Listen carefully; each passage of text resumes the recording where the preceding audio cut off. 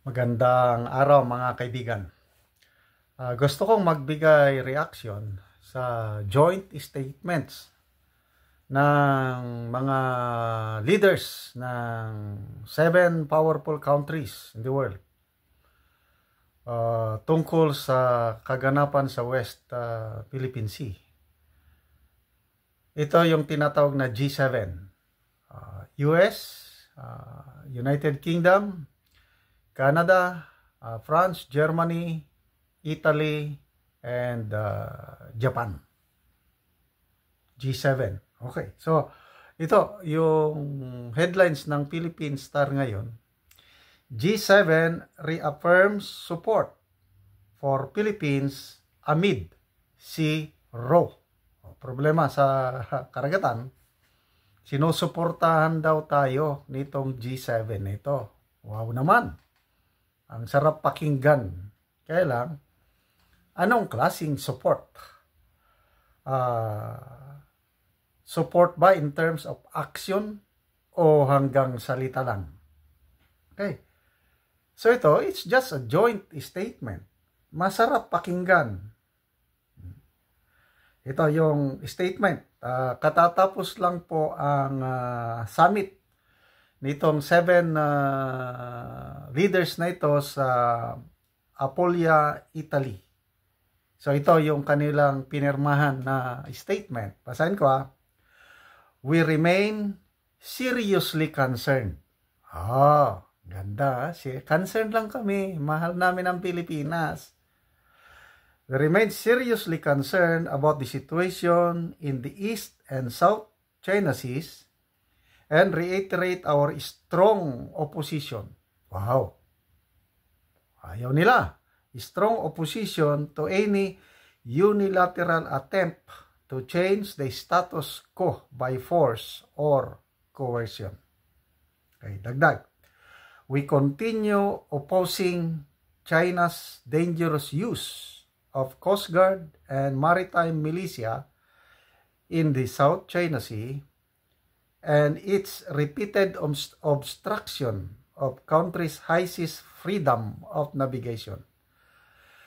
Excuse me. We express serious concern about the increasing use of dangerous maneuvers and water cannons against Philippine vessels. In this regard, we affirm that there is no legal basis for China's expansive maritime claims in the South China Sea, and we oppose China's militarization and coercive and intimidation activities in the South China Sea. So, at a glance, kikita mo na, wow, yung mga hindi masyadong nag-iisip na kababayan natin, papalakpak dito. Ito na.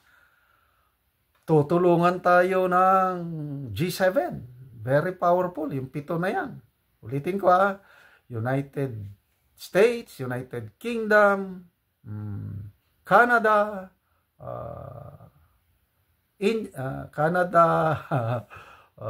Germany, France, Italy, ano pa yung isa? Australia. Kasama bang Australia? Ulitin ko. Mahirap nang magkamali. Okay. Canada, France, Germany, Italy, Japan, United Kingdom, and the United States. Wala palang Australia sa G7. Okay. So, sigurado ang presidente. Paano naman to? Pagmamayabang na naman niya.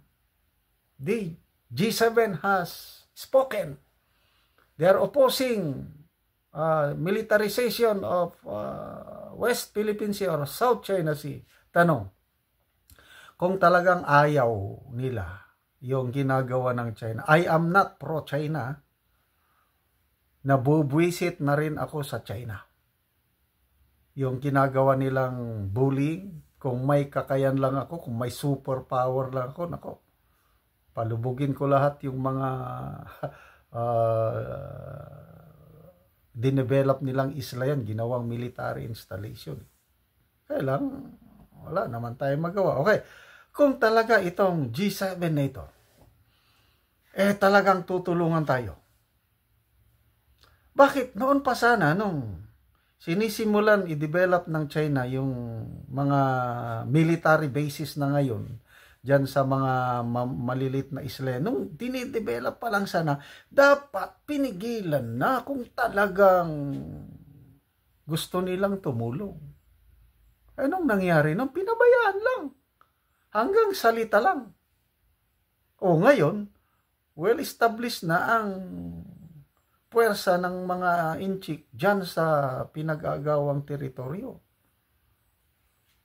So ngayon, itong sinasabi lang na we oppose, we strong concern kami sa nangyari. Ayaw namin yan, yung dangerous maneuver. Salamat naman, ayaw ninyo. Kaya lang, may ginagawa ba kayo?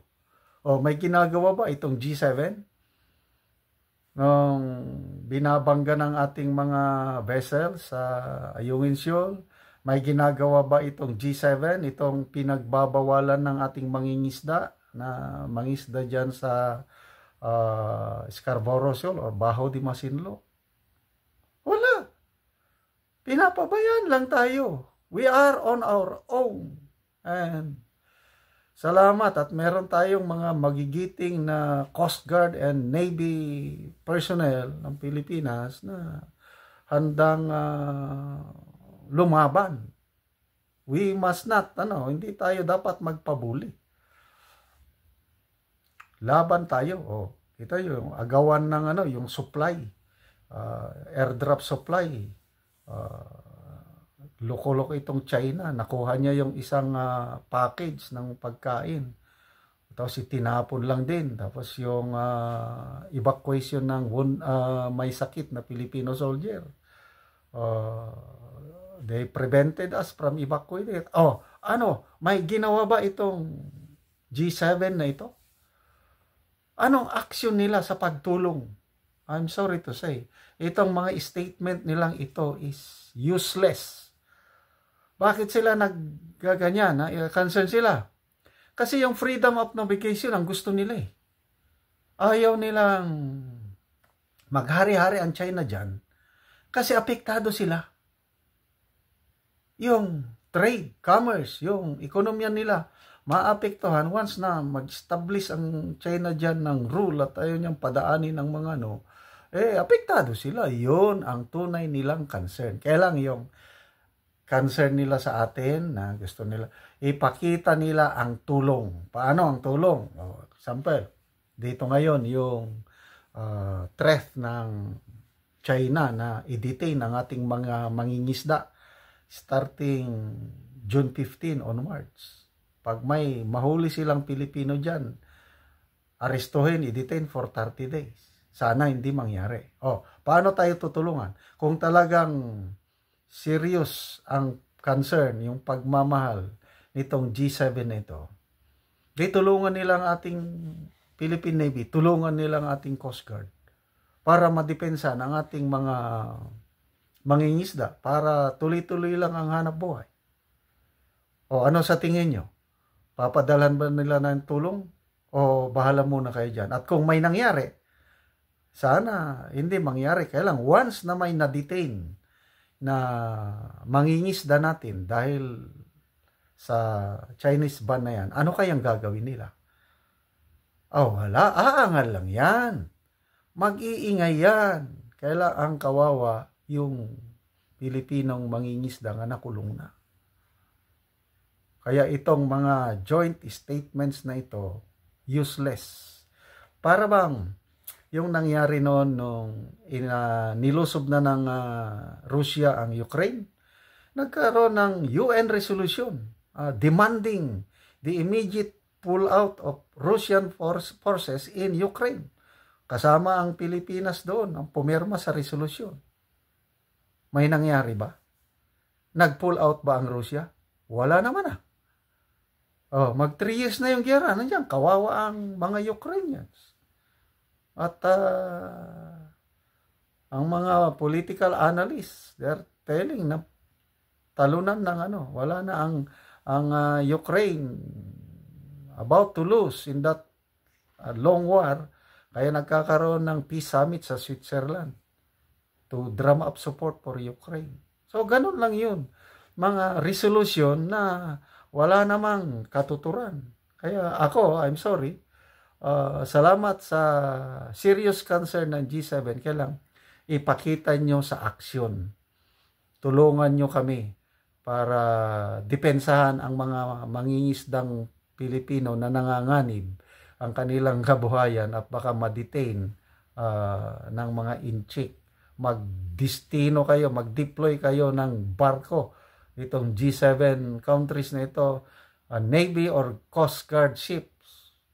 Alalayan nyo ang aming Coast Guard, ang Filipino Coast Guard and Navy ships para magkaganon, may laban ang mga Pilipino kung nandyan kayo. Pinapabayaan nyo kami, di wala lang. Hanggang salita lang yan. Kasi ang inyong interest, itong G7 na ito, yung freedom of navigation lang, at wala sila talagang tunay na malasakit sa kapakanan ng mga Pilipino.